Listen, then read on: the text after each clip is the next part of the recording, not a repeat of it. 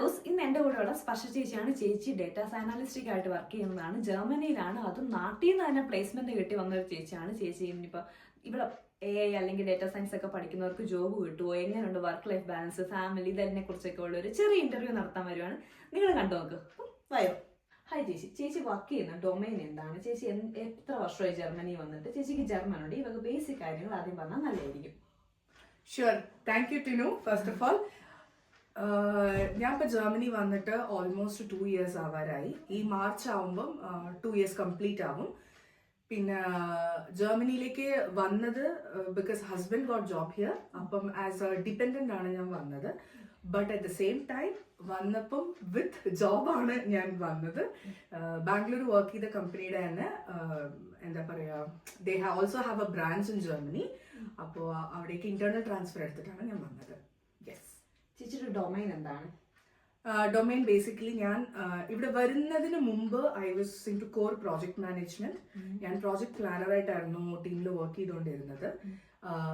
In between that ആ Covid ഒക്കെ വന്ന സമയത്ത് ഞാനൊരു കോഴ്സ് ചെയ്തിരുന്നു. It's called as for data science and business analytics. അപ്പോൾ ആ കോഴ്സ് ചെയ്ത് it's a post graduate program. അങ്ങനെ പോസ്റ്റ് ഗ്രാജുവേഷൻ്റെ പ്രോഗ്രാം കഴിഞ്ഞപ്പം at the same time I was also trying to shift to Germany. And അതേ സമയത്താണ് ഞാൻ കറന്റ്ലി വർക്ക് ചെയ്തുകൊണ്ടിരുന്ന പ്രോജക്റ്റിന് they wanted A data analyst. അപ്പോൾ ഒരു ഡേറ്റ അനലിറ്റിക്സ് റോളിന് അവർക്ക് ഒരാൾ ആവശ്യമുണ്ടായിരുന്നു. അങ്ങനെയാണ് ഞാൻ ഇപ്പം as of now if I have to explain about a domain, it's data analytics. Data analytic. Okay. ചേച്ചിക്ക് ഒരു മന്ത് എത്ര euro ഏൺ ചെയ്യാൻ പറ്റും? It means ബ്രൂട്ടോ.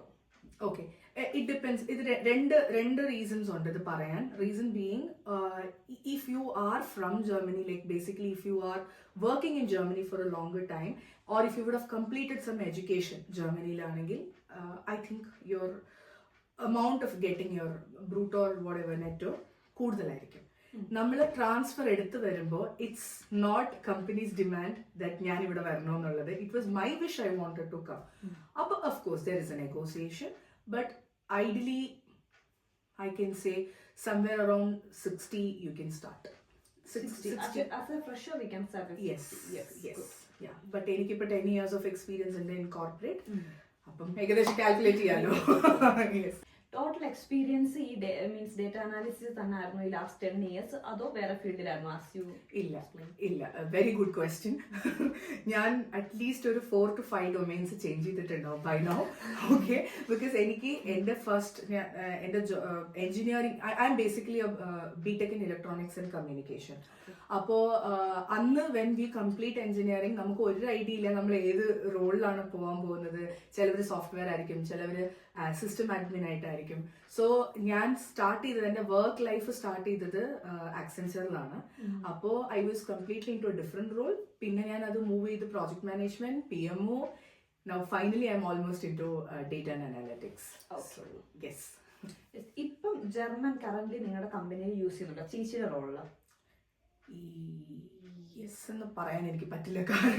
കാരണം ഞാൻ പേഴ്സണലി എൻ്റെ എക്സ്പീരിയൻസ് പറയുകയാണെങ്കിൽ എനിക്ക് ജർമ്മൻ സംസാരിക്കേണ്ട ആവശ്യമേ ഇല്ല എൻ്റെ റോളിൽ. ഓക്കെ, എൻ്റെ കസ്റ്റമർ ഫേസിങ് റോൾ അല്ല, ഞങ്ങളുടെ ഇന്റേണൽ ടീമാണ്. ഞങ്ങൾ ഇന്റേണൽ ടീമിൽ വർക്ക് ചെയ്യും. അപ്പം നമുക്ക് എല്ലാവരും നമ്മൾ കമ്മ്യൂണിക്കേറ്റ് ചെയ്യുന്നത് ഇസ് വിത്ത് ഇൻ ഇംഗ്ലീഷ്. അപ്പം എനിക്ക് ആവശ്യമില്ല, to be Frank.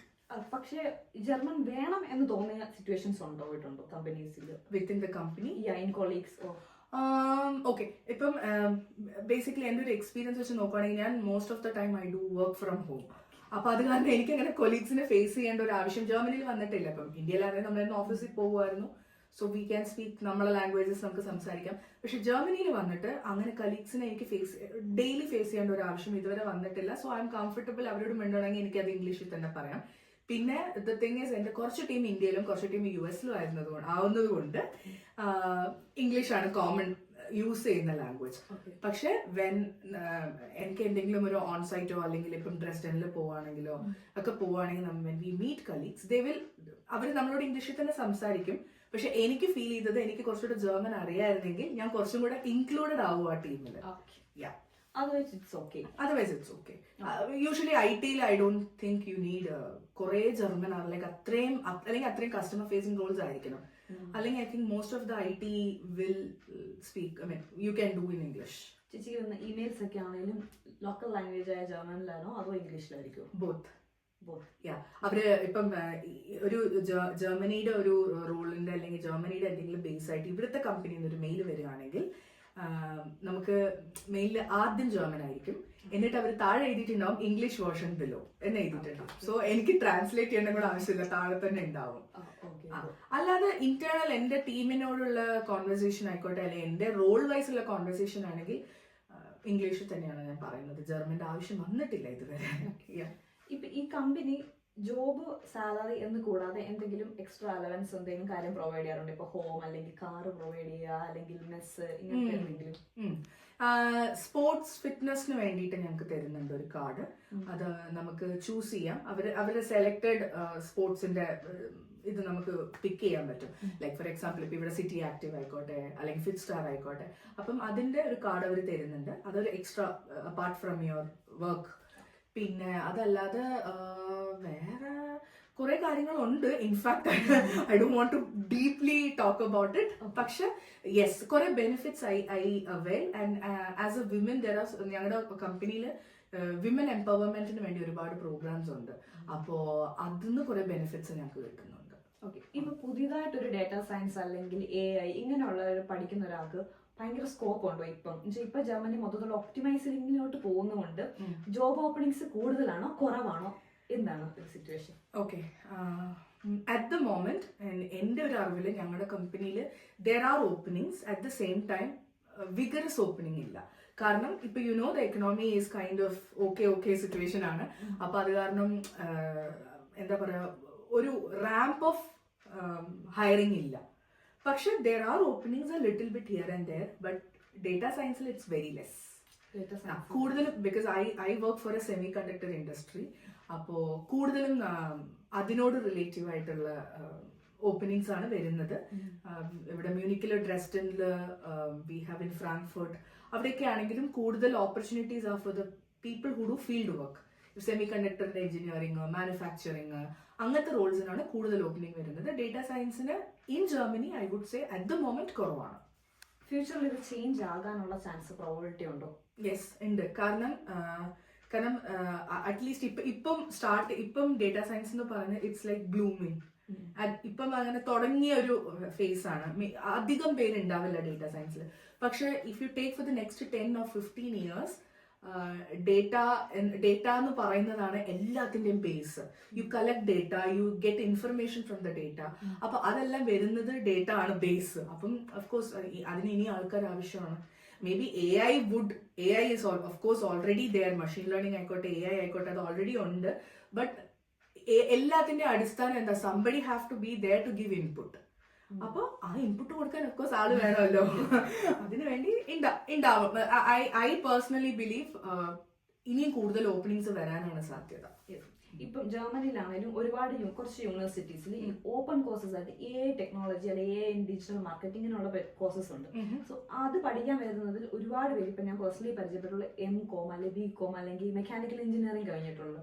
So without experience ആണ്. അപ്പൊ അവർക്ക് ജോബ് കിട്ടാൻ ചാൻസ് എന്ന് വെച്ചാൽ അവരൊരു 1.5 year പഠിച്ചിറങ്ങും. അപ്പം അവരുടെ കേസ് എങ്ങനെയായിരിക്കും ചാൻസ് കൂടുതലും? ഓക്കെ, അത് പറയുകയാണെങ്കിൽ എന്റെ തന്നെ എടുക്കണം. ഞാൻ BTech in electronics and communication ആണ്. എന്നിട്ടാണ് ഞാൻ ഈ എന്താ പറയാ ഡേറ്റ അല്ലെങ്കിൽ ഡേറ്റ അനലിറ്റിക്സിലോട്ട് ഞാൻ വന്നത്. ബട്ട് ഈ പറഞ്ഞ പോലെ 1.5 കൊല്ലത്തിന്റെ കോഴ്സ് തന്നെയാണ് എന്റെയും പോസ്റ്റ് ഗ്രാജുവേഷൻ പ്രോഗ്രാം. നമ്മൾ ക്യാപ്സ്റ്റോൺ പ്രൊജക്ട് എല്ലാം ചെയ്തിട്ടാണ് ഇതൊന്ന് നമ്മൾ കയറുന്നത്. ബട്ട് എന്റെ കൂടെ പഠിച്ച അല്ലെങ്കിൽ എന്റെ പിയർ ഗ്രൂപ്പിൽ ഉണ്ടായിരുന്നവരിൽ ഒരു 90% ആൾക്കാരും എല്ലാവരും ഡിഫറെന്റ് ബാക്ക്ഗ്രൗണ്ടിൽ നിന്ന് വന്നവരാണ്. ചിലവര് there were people from nursing, there were people from finance, അങ്ങനെ കുറെ ഡിഫറെന്റ് ബാക്ക്. ചിലവർ ടീച്ചർ ആയിരുന്നു, ചിലവർ ടീച്ചിങ് പഠിച്ചിട്ട് അവർക്ക് IT-ലേക്ക് വരാൻ വേണ്ടിയിട്ട് അവർ ഈ കോഴ്സ് ചെയ്തിട്ടുണ്ട്.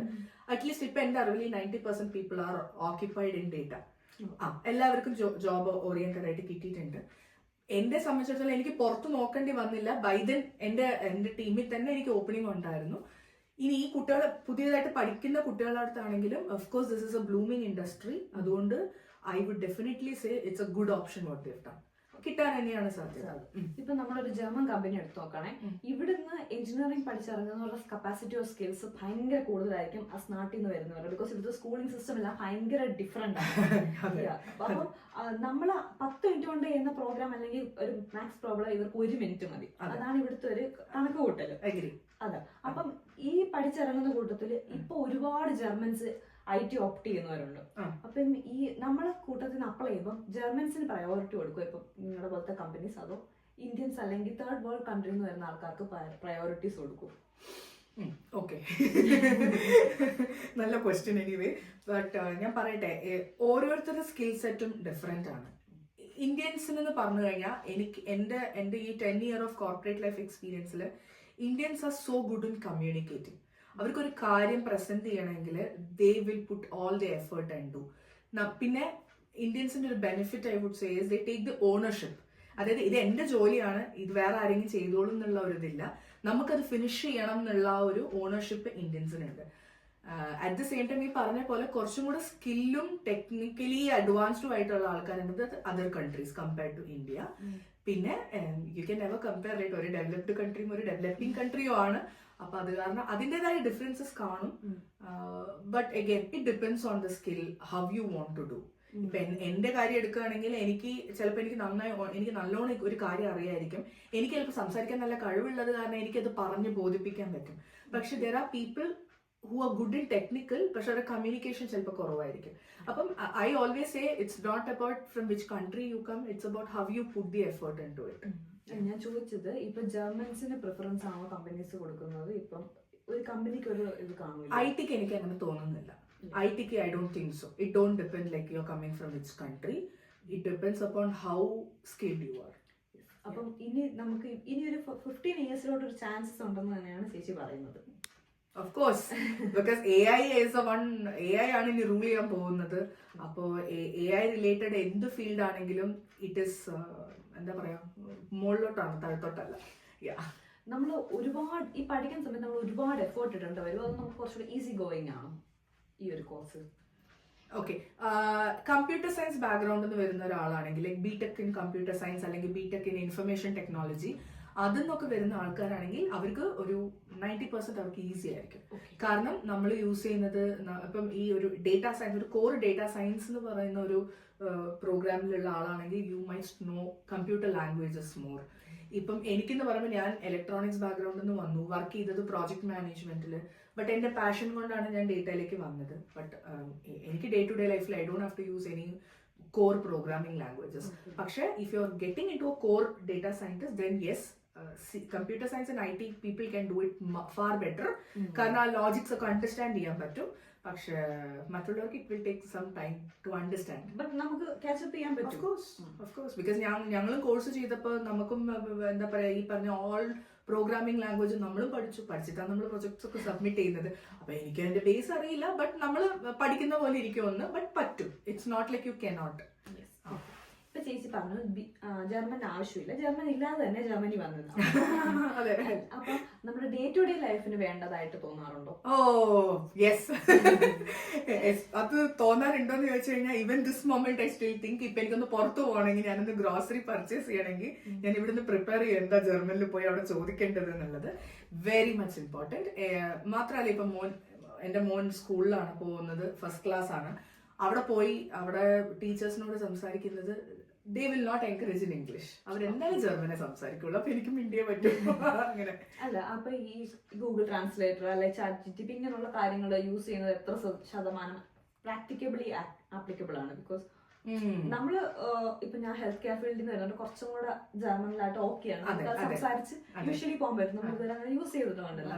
ചേച്ചി അങ്ങനെ ഇപ്പം ഒരാൾ ഒരു ഭയങ്കര ഒരു സിറ്റുവേഷനിൽ നിൽക്കുമ്പോൾ, അല്ലെങ്കിൽ മോൻ്റെ കോളേജിൽ പോകുന്ന സ്കൂളിൽ പോകുമ്പോൾ ചേച്ചി ഇങ്ങനെ ട്രാൻസ്ലേറ്റർ യൂസ് ചെയ്യുമോ? അത് എത്ര സമയമാണ് പ്രാക്ടിക്കലി? അത് ഞാൻ പറയട്ടെ, അത് നമുക്കിപ്പോ ഒരു കാര്യം സ്റ്റേഷനറി ആയിട്ട് നിൽക്കുന്ന ഒരു സാധനമാണ് ട്രാൻസ്ലേറ്റ് ചെയ്യണ്ടെങ്കിൽ നമ്മുടെ ടൈം എടുത്ത് നമുക്ക് ചെയ്യാം. പക്ഷെ നമ്മളൊരു ഡീപ്പ് കോൺവെർസേഷൻ അല്ലെങ്കിൽ എന്തെങ്കിലും ഒരു സംസാരമാണ് വരുന്നെങ്കിൽ ChatGPT ആയിക്കോട്ടെ, എന്ത് AI പ്ലാറ്റ്ഫോം ആയിക്കോട്ടെ, ട്രാൻസ്ലേറ്റർ ആയിക്കോട്ടെ, എല്ലാത്തിനും ഒരു പരിധിയുണ്ട്. ഇപ്പൊ ഞാനൊരു പ്രായമുള്ള ഒരു വ്യക്തിയോടാണ് അപ്പുറത്ത് സംസാരിക്കുന്നത്. അവരോട് എനിക്ക് മൈക്രോഫോൺ കാണിച്ചിട്ട് ഇതിലൊന്ന് ജർമ്മൻ പറയൂ, എനിക്ക് ഇംഗ്ലീഷിൽ ട്രാൻസ്ലേഷൻ കിട്ടണമെന്ന് പറഞ്ഞാൽ ചിലപ്പോൾ പോസിബിൾ അല്ല. Maybe same peer group ആകുമ്പോൾ പറ്റിയെന്നിരിക്കും. പക്ഷെ ഇറ്റ്സ് ഗുഡ് നമ്മൾ ജർമ്മൻ പഠിക്കുക എന്നുള്ളത് തന്നെയാണ് അതിന്റെ അടിത്തറ. കാരണം അറ്റ്ലീസ്റ്റ് നമ്മൾ പറയാനുള്ള അറ്റംപ്റ്റ് ഞാൻ ഫീൽ ചെയ്ത കാര്യമാണ്. എനിക്ക് നല്ലോണം ജർമ്മൻ സംസാരിക്കാൻ അറിയില്ല, ബട്ട് ഇപ്പൊ എനിക്ക് കുറച്ച് അണ്ടർസ്റ്റാൻഡിങ് ഓഫ് ജർമ്മൻ ഉണ്ട്, കുറച്ചൊക്കെ എനിക്ക് സംസാരിക്കാം. അപ്പൊ ഞാൻ അറ്റ്ലീസ്റ്റ് ആ ഒരു ഓണർഷിപ്പ് എടുത്തിട്ട് മിണ്ടാൻ വേണ്ടി ശ്രമിക്കുമ്പോൾ അവർ ഭയങ്കര ഹാപ്പിയാണ്. ഓക്കെ, അവർ പറയും, അവർക്ക് അറ്റ്ലീസ്റ്റ് അവർക്ക് മനസ്സിലാവും. എന്റെ ഗ്രാമർ ഒന്നും അവർ നോക്കില്ല ആ സമയത്ത്, but they are happy, at least they can talk to me.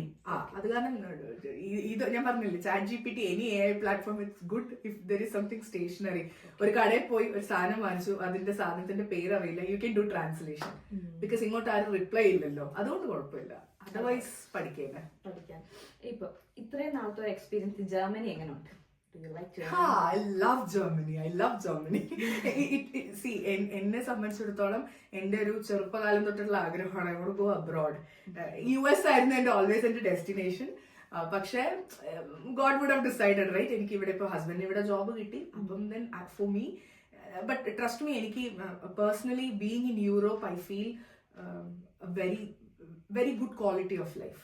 അതാണ് മെയിൻ ആയിട്ട് പറയേണ്ടത്. ഞാൻ ഒരു കൺട്രീനെ കുറ്റപ്പെടുത്തുകയല്ല, പക്ഷെ അറ്റ് ദ സെയിം ടൈം ഇപ്പം for an 90%, if you ask a person, ഇന്ത്യയിലുള്ള ഒരാളോട് ചോദിക്കുവാണെങ്കിൽ you know how much time they spend in front of the computer. ഇവിടെ there is a pattern. You work, you have a family life, you have your own time, എല്ലാത്തിനും ഒരു സമയമുണ്ട്. And ഇവിടെ വന്നതിന് ശേഷം ഞാൻ ആസ് എ ഫാമിലി എനിക്ക് quality of time കിട്ടുന്നുണ്ട്, which is very important. So എനിക്ക് ജർമ്മനി എന്ന് പറയുന്നത് ഐ റിയലി ലവ് ജർമ്മനി. എനിക്ക് ഇഷ്ടമാണ്, പേഴ്സണലി എനിക്ക് ഇഷ്ടമാണ്. എനിക്ക് കംഫർട്ട് സോണിൽ നിൽക്കാൻ താല്പര്യമില്ല. എനിക്ക് വീട്ടിൽ എല്ലാ കംഫർട്ടും ഉണ്ടായിരുന്നു, അതെല്ലാം വിട്ടിട്ടാണ് ഞാൻ ഇങ്ങോട്ട് വന്നത്. പക്ഷെ അതുകൊണ്ട് ഐ എം ഓൺലി ലേണിംഗ്. ഞാനൊന്നും കുറവില്ല, എനിക്ക് എപ്പോഴും I am doing one or the other thing new. It's A learning for me. ഇപ്പൊ ചേച്ചി വർക്ക് ചെയ്യുന്ന കമ്പനിയിലാണെങ്കിലും ഫ്യൂച്ചറിൽ ചേച്ചിക്ക് ഗ്രോത്ത് ഉണ്ടാവുമോ? മീൻസ് ഇന്ത്യയെക്കാട്ടിൽ കൂടുതൽ ഗ്രോത്ത് ഇവിടെ ഉണ്ടാവുമോ? വേറെ പൊസിഷൻസ് ഒക്കെ കിട്ടുമോ? ചാൻസസ് ഉണ്ട്? കാരണം ഞാൻ പറഞ്ഞുതരാം, അതിന്റെ റീസൺ ഞാൻ പറഞ്ഞുതരാം. ഇന്ത്യയിലെ എന്റെ റോളിൽ 3 പേരുണ്ടായിരുന്നു, ഫോർ എക്സാമ്പിൾ. അപ്പൊ ഞങ്ങൾ 3 പേര് തമ്മിലാണ് കോമ്പറ്റീഷൻ നടക്കുന്നത്. ഇവിടെ എന്റെ റോളിൽ ഞാൻ മാത്രമേ ഉള്ളൂ. കാരണം അല്ലെങ്കിൽ ഇവിടെ റൈറ്റ്, പോപ്പുലേഷൻ വളരെ കുറവുള്ള ഒരു കൺട്രിയാണ്. അപ്പം നമുക്ക് കോമ്പീറ്റ് ചെയ്യാൻ പോലും ആളില്ല. അപ്പൊ പിന്നെ അതുകൊണ്ട് നമുക്ക് 2 ഗുണമുണ്ട്. ഒന്ന് ഡിപ്പെൻഡൻസി, ഒന്ന് വിസിബിലിറ്റി. അപ്പം ഈ പേഴ്സണെ റീച്ച് ചെയ്യണം എന്ന് പറഞ്ഞാൽ ഈ പേഴ്സണേ ഉള്ളൂ. ഈ പേഴ്സൺ ഇല്ലെങ്കിൽ ആര് എന്നില്ല ക്വസ്റ്റ്യൻ. ഈ പേഴ്സൺ ലീവ് ആണെങ്കിൽ വെയിറ്റ്, ലീവ് കഴിഞ്ഞ് വരട്ടെ. അപ്പം ഡിപ്പെൻഡൻസിയും വിസിബിലിറ്റി ഉള്ളത് കൊണ്ട് തന്നെ, ആൻഡ് എസ്പെഷ്യലി ഇപ്പം എൻ്റെ ഒരു ടീമിന്റെ ഒരു ഇത് പറയുകയാണെങ്കിൽ വിസിബിലിറ്റി ഈസ് റിയലി ഗുഡ്. അപ്പൊ അത് കാരണം തന്നെ ഓപ്പർച്യൂണിറ്റീസ് ആർ മോർ. അപ്പൊ എന്തൊരു പ്രൊജക്റ്റോ വരുവാണെങ്കിലും നമുക്കത് ധൈര്യമായിട്ട് പറയാം നമ്മൾക്ക് കിട്ടും എന്നുള്ളത്. സാലറി ഗ്രോത്തും ഉണ്ടോ നിങ്ങളുടെ കമ്പനിയിൽ? എങ്ങനെയാണ്? അതെ, ഞങ്ങൾക്ക് ആക്ച്വലി 13 സാലറീസ് ആണ് ഇയർലി. അപ്പോ അതിൽ നമുക്ക് 13th സാലറി നമുക്ക് മെയിലും നവംബറിലും ആയിട്ടാണ് സ്പ്ലിറ്റ് ചെയ്തിട്ടാണ് കിട്ടുന്നത്. പിന്നെ ഹൈക്ക് എന്ന് പറയുന്നത് എവറി ഇയർ ഞങ്ങൾക്ക് 1% ഓഫ് ഹൈക്ക് കിട്ടും. അത് depends on your project budget also. പിന്നെ നമ്മളെ കമ്പനിയുടെ റവന്യൂ അതെല്ലാം നോക്കിയിട്ടാണ് നമുക്ക് തരുന്നത്. പക്ഷെ ഈ പറഞ്ഞ പോലെ every year at least you can expect A hike. പേടിക്കാതെ നമുക്ക് 1% കിട്ടും. പിന്നെ ബോണസ്, അതിന്റെ കൂടെ നമുക്ക് ബോണസും ഉണ്ട്. അത് നമുക്ക് എന്താ പറയാ, കോൺട്രാക്ട് തരുമ്പോൾ തന്നെ അങ്ങനെയാണ്. സാലറിയുടെ മുകളിലൊരു ബോണസ് ഉണ്ടാവും. അത് നമുക്ക് എല്ലാ വർഷവും ഡിസംബറിലാണ് കിട്ടുന്നത്. ചേച്ചിക്ക് നാട്ടിൽ നിന്ന് വന്നതുകൊണ്ട് അൺലിമിറ്റഡ് കോൺട്രാക്ട് ആണോ അതോ ഒരു റെസ്ട്രിക്റ്റഡ് ഇയേഴ്സ് ഓഫ് കോൺട്രാക്ട് ആണോ? ഇല്ല, എനിക്ക് അൺലിമിറ്റഡ് കോൺട്രാക്ട് ആണ്. അതെ, എനിക്ക് ടച്ച് വുഡ്. അതെ, അതൊരു നല്ല കാര്യമാണ്. കാരണം ഇവിടെ കുറെ പേര് ഞാൻ പറയുന്നത് കേട്ടിട്ടുണ്ട്, ഫ്രണ്ട്സ് ആണെങ്കിലും എൻ്റെ സർക്കിളിലുള്ളവരാണെങ്കിലും ഈ കോൺട്രാക്ട് കഴിയാറാകുമ്പോൾ വേണമെങ്കിൽ ഇവർക്ക് മാറ്റിയിട്ട് then they have to go back. ചിലവരുടെ റോൾ അത്രയും ഡിപ്പെൻഡൻസി ഉള്ളത് കാരണം ചിലവർക്ക് എക്സ്റ്റെൻഡ് ചെയ്തും കിട്ടും. പക്ഷേ എപ്പോഴും നമുക്കിപ്പോൾ അതൊരു അൺലിമിറ്റഡ് കോൺട്രാക്ട് ആകുമ്പോൾ നമുക്ക് ഡിഫോൾട്ട് ആയിട്ട് കിട്ടുന്ന, ജർമ്മനിയിൽ കിട്ടുന്ന കാര്യങ്ങൾ, ഫോർ എക്സാമ്പിൾ ഒരു റെസിഡന്റ് പെർമിറ്റിന് അപ്ലൈ ചെയ്യുകയാണെങ്കിൽ 2 വർഷത്തെ ഡിഫോൾട്ട് ആയിട്ട് 4 കൊല്ലത്തേക്കാണ് കിട്ടുന്നത്. പക്ഷെ നമുക്ക് കോൺട്രാക്ട് 2 കൊല്ലത്തേ ഉള്ളെങ്കിൽ നമുക്ക് 2 കൊല്ലത്തെ PR അല്ലേ കിട്ടുള്ളൂ, not the PR, RP, resident permit. അപ്പോൾ ഇപ്പം ഞങ്ങൾക്ക് 4 ഇയേഴ്സിന്റെ 4 ഇയേഴ്സ് ഡിഫോൾട്ടായിട്ട് ഞങ്ങൾക്ക് കിട്ടി, കാരണം ഞങ്ങൾക്ക് അൺലിമിറ്റഡ് കോൺട്രാക്ട് ആണ്. അത് കാരണം ബോത്ത് എനിക്കും അതെ ഹസ്ബൻഡിനും അതെ കോൺട്രാക്ട് ഇസ് അൺലിമിറ്റഡ്. ചേച്ചി ജർമ്മനി സിറ്റിസൺഷിപ്പ് ഒക്കെ എടുത്ത് ഇവിടെ തന്നെ സെറ്റിൽ ആവണമെന്ന് പ്ലാനിങ് ഉണ്ടോ അതോ സ്റ്റിൽ? എന്റെ വീട്ടുകാർ കേൾക്കുമല്ലോ ഭഗവാനെ. ആസ് ഓഫ് നൗ പറഞ്ഞ പോലെ മോൻ ഇപ്പൊ ഫസ്റ്റ് ക്ലാസ് അല്ലേ, അപ്പം എനിക്കറിയില്ല അവന്റെ സ്റ്റഡീസ് കഴിയുന്നവരെ എന്തായാലും ഇപ്പൊ ഇവിടുന്ന് മാറാൻ എനിക്ക് താല്പര്യമില്ല മാറാൻ. രണ്ടാമത് ഇനി അവനെ ഒന്ന് പറിച്ചെടുത്ത് ഇനി ഇന്ത്യയെ കൊണ്ടുവന്ന as you said education system നല്ല വ്യത്യാസമുണ്ട് രണ്ടും. അത് കാരണം ഇനി അവൻ അവിടെ പോയി കോപ്പപ്പ് ചെയ്യാനും അത് അവനൊരു പ്രഷറാവും എന്നോർത്തിട്ട് അതും കൂടി ഒരു ഓപ്ഷനാണ് ഞങ്ങളുടെ ഒരു ലോങ് ടേം സ്റ്റേക്ക്.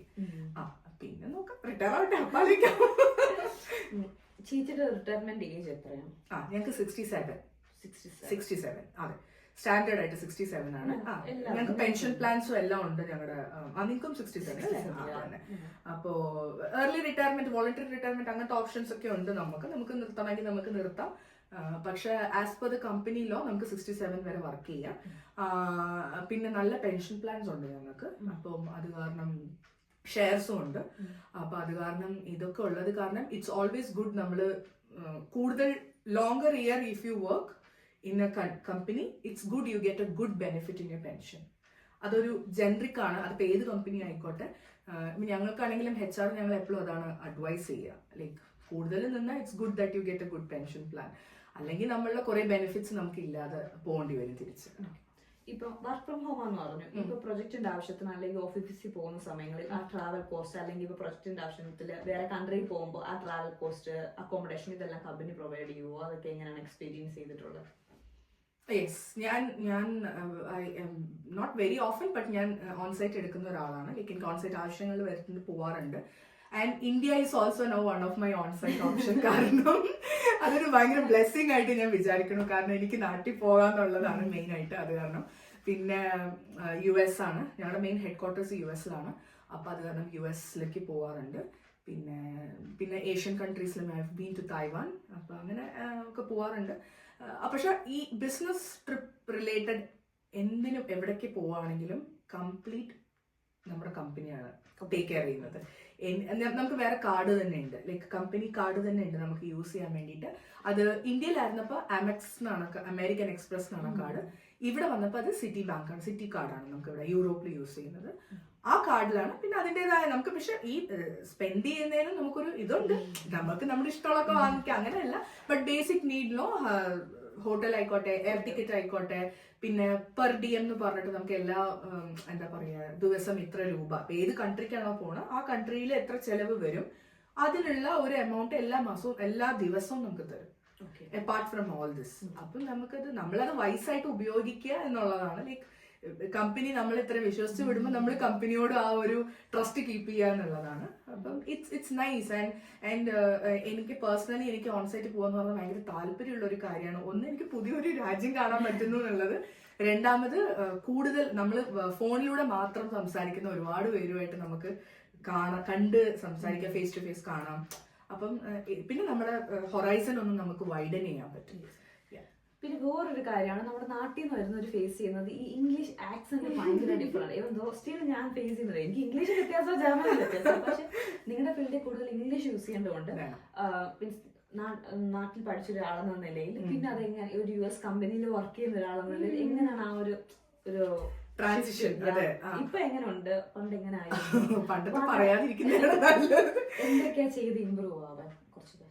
ഓക്കെ, ഞാൻ ആദ്യം എന്താ പറയുക, ഈ പറഞ്ഞ ആക്സെഞ്ചറിൽ ഞാൻ വർക്ക് ചെയ്തിരുന്ന കാലത്ത് ഈ പറഞ്ഞില്ലേ എഞ്ചിനീയറിംഗ് കഴിഞ്ഞു, ക്യാമ്പസ് പ്ലേസ്മെന്റ് കിട്ടി. വിത്തിൻ 6 months എഞ്ചിനീയറിംഗ് കഴിഞ്ഞ 6 മാസത്തിനുള്ളിൽ നമ്മുടെ വർക്ക് സ്റ്റാർട്ടായി. അപ്പൊ പോയപ്പം നമ്മൾ ഇംഗ്ലീഷ് സംസാരിക്കാൻ, ഇംഗ്ലീഷ് നമുക്കൊരു സബ്ജക്റ്റ് ആയിട്ട് പഠിക്കുന്ന ഇംഗ്ലീഷ് മാത്രമേ ഉള്ളൂ. നാട്ടിൽ നിന്നുകൊണ്ട് ഇംഗ്ലീഷ് ആരോടും പറയേണ്ട ആവശ്യമില്ല. പക്ഷെ എന്റെ സ്കൂളിൽ നിന്ന് പറഞ്ഞു കഴിഞ്ഞാൽ എനിക്ക് ഇംഗ്ലീഷ് സംസാരിച്ചില്ലെങ്കിൽ ഫൈൻ അടയ്ക്കണമായിരുന്നു. അപ്പൊ അത് കാരണം നമ്മൾ കമ്പൽസറി ആയിട്ട് സംസാരിക്കും. അങ്ങനെ സംസാരിച്ചതുകൊണ്ട് ഒരു ബേസ് ഉണ്ടായിരുന്നു. പക്ഷെ എന്റെ ആക്സെന്റ് എന്ന് പറഞ്ഞു കഴിഞ്ഞാൽ കുറെ പ്രൊനൗൺസിയേഷൻ എനിക്ക് അറിയില്ല. എനിക്ക് തോന്നുന്നു ഞാൻ പഠിച്ചത് തന്നെ തെറ്റായിട്ടാണ് പഠിച്ചതെന്ന് എനിക്ക് തോന്നിയിട്ടുണ്ട് പലപ്പോഴും. ഇപ്പം ഓരോരോ വാക്കുകൾ ഉപയോഗിക്കേണ്ടതൊന്നും അറിയില്ലായിരുന്നു. പക്ഷെ നമ്മള് ആദ്യമായിട്ട് പോകുമ്പോൾ എല്ലാവർക്കും അറിയാം നമ്മൾ പുതിയൊരാൾ, അപ്പം കളിയാക്കും. ഓഫ്കോഴ്സ് IT കോർപ്പറേറ്റ് ലൈഫാണ്, എല്ലാവരും നമ്മളെ ബുള്ളി ചെയ്യുക. ഞാൻ ബാംഗ്ലൂരിലേക്കാണ് പോകുന്നത്, എല്ലാം ഹൈഫൈ ആയിട്ട് നടക്കുന്നവിടെ. അവിടെ പോയി എല്ലാവരും ബുള്ളിയൊക്കെ ചെയ്യും. പക്ഷെ ഞാൻ എൻ്റെ ഒരു ഇതിൽ എൻ്റെ ഒരു ക്യാരക്ടർ അനുസരിച്ച് ആരെന്ത് പറഞ്ഞാലും പോകില്ല എന്നുള്ള ഒരു ഇതേ ഉള്ളൂ എനിക്ക്.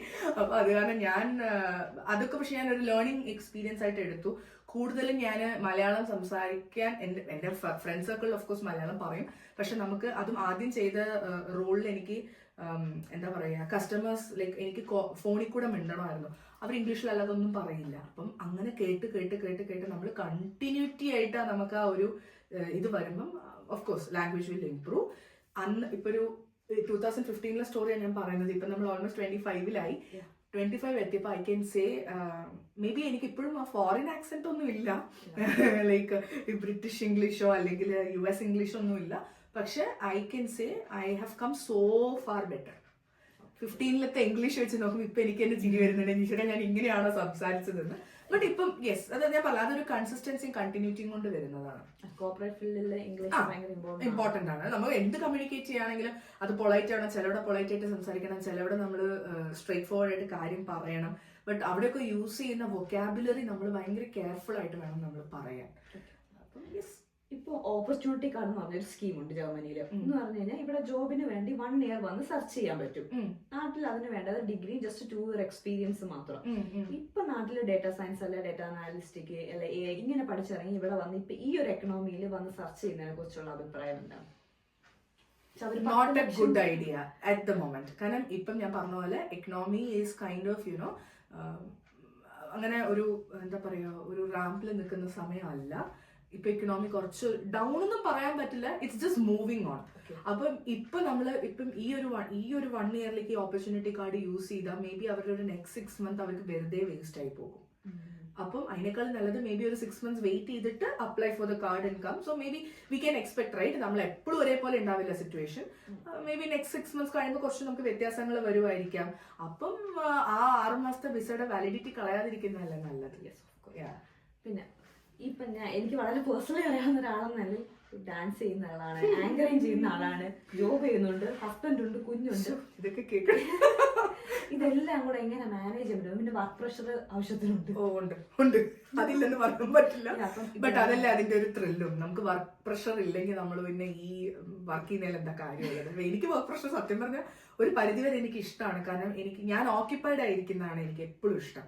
അതായത് നമ്മൾ കൂടുതൽ അവൈലബിൾ ആകുമ്പോൾ നമ്മളെ വാല്യൂ നല്ലോണം കുറയുന്നുള്ളത് ഒരു കോൺസെപ്റ്റാണ് എനിക്കുള്ളത്. ഇപ്പൊ നമ്മൾ വർക്കിലാണെങ്കിലും എപ്പോഴും നമ്മൾ ബിസി ആയിട്ടിരിക്കുമ്പോൾ നമ്മളും വർക്ക് ചെയ്യുന്നു, നമ്മളെ കൂടെ ഉള്ളവർക്കും നമ്മളൊരു മോഡൽ ആവുന്നു എന്നുള്ളതാണ്. അപ്പൊ ഷീസ് ഓൾവേസ് ബിസി, ഗുഡ്. അല്ലാതെ എപ്പോഴും അവൈലബിളാ അങ്ങനത്തെ ഒരു ടേമിനെക്കാട്ടിൽ എപ്പോഴും തന്നെ നമ്മൾ ഓക്യുപ്പൈഡ് ആയിട്ട് ഇരിക്കുന്നതാണ്. പിന്നെ ബാക്കി ഈ ചുറ്റും നടക്കുന്ന കാര്യങ്ങളെല്ലാം എന്റെ പാഷന്റെ പുറത്ത് നടക്കുന്ന കാര്യങ്ങളാണ്. ഓഫ്കോഴ്സ്, കാരണം അത് ആരെയും ഫോഴ്സ്ഫുള്ളി ചെയ്ത് ഇതൊന്നും നമുക്ക് കണ്ടിന്യൂ ചെയ്യാൻ പറ്റുമെന്ന് എനിക്ക് തോന്നുന്നില്ല. ഡാൻസ് എന്ന് പറഞ്ഞാൽ എന്റെ ലൈഫാണ്. അപ്പൊ പിന്നെ അത് എനിക്കിപ്പം, പക്ഷെ എനിക്കൊരു ഗുഡ് തിങ് പറയാനുള്ളത്, ഈവൻ ദോ നമ്മൾ ഡാൻസ് ഒക്കെ കൂടുതലും നമ്മൾ ഇന്ത്യയിലാണ് ചെയ്തത്, പഠിച്ചത് എല്ലാം, പക്ഷെ എനിക്ക് അവിടെ ഈ പറഞ്ഞ പോലെ ഇത്രയും ഇൻവെസ്റ്റ് ചെയ്യാനുള്ള ടൈം കിട്ടിയിട്ടില്ല. കാരണം Monday to Friday work life is completely occupied ആണ്, നമ്മൾ ഫുൾ ഡേ ഓക്യുപ്പൈഡ് ആണ്. ഇവിടെ എന്ന് പറയുമ്പോൾ എനിക്ക് ഇപ്പം മൺഡേ ഒരു 4 മണി അല്ലെങ്കിൽ ഒരു 4 o'clock to 4:30 കഴിഞ്ഞാൽ പിന്നെ ഞാൻ ഫ്രീ. അപ്പം എനിക്ക് വേണമെങ്കിൽ ഓൺലൈനിൽ ചെയ്യാം, അല്ലെങ്കിൽ എനിക്ക് എന്റെ പ്രാക്ടീസ് ചെയ്യാം, എന്ത് വേണമെങ്കിലും ചെയ്യാം. It's your free time. അപ്പം അതൊക്കെ കൊണ്ടായിരിക്കണം എനിക്ക് അതാണ് വർക്ക് ലൈഫ് ബാലൻസ്. ജർമ്മനിയുടെ work life balance is amazing. അതിന് ഒരു ഇതും പറയാനില്ല എനിക്ക്. അതുകൊണ്ടാണ് എൻ്റെ മെയിൻ ആയിട്ടുള്ള കാര്യങ്ങൾ അല്ലെങ്കിൽ സ്മൂത്ത് ആയിട്ട് നടക്കുന്നത്. പിന്നെ ഓഫ് കോഴ്സ് ഫാമിലി തരുന്ന സപ്പോർട്ട്, അതിപ്പോൾ എൻ്റെ ഇന്ത്യയിലുള്ള ഫാമിലി ആയിക്കോട്ടെ ഇവിടെയുള്ള ഫാമിലി ആയിക്കോട്ടെ, as in my parents, my husband, my kid, എല്ലാവരും ഭയങ്കര സപ്പോർട്ടീവ് ആണ്. അതുമാണ് ഇതിന്റെ main reason. Thank you, Jichi. Thank you for your time. Thank you so much, Tinu. It was so nice talking to you.